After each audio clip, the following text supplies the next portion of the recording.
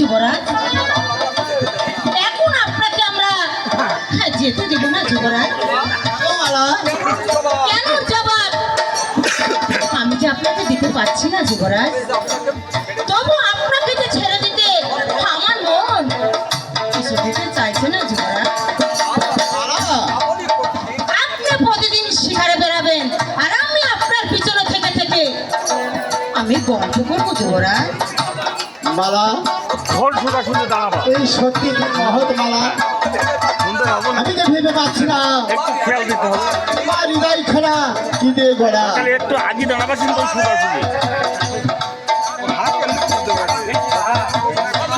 আরে কোন শালারে এই বাসুদেবের নাতনির সাথে ফুসুর ফুসুর গল্প করা, তোর সাহস তো কম না রে শালা। কেমন খাই বসে কি যুবরাজ নাকি দাদু?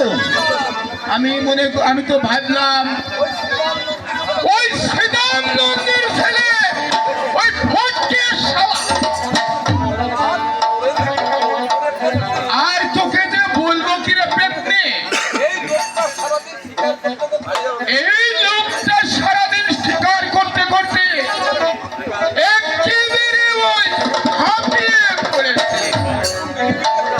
একটু নিরিবিলি ঘুমাবে আর তারা ওর কপালে চুপ করে ঘুরা ঘুম। দাদু,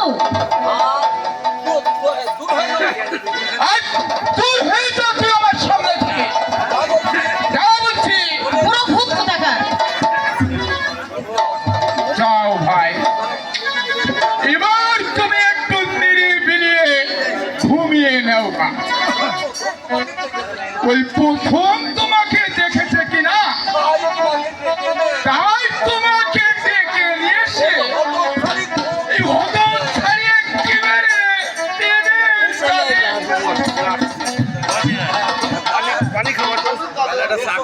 এসো ভাই, তাই চলো।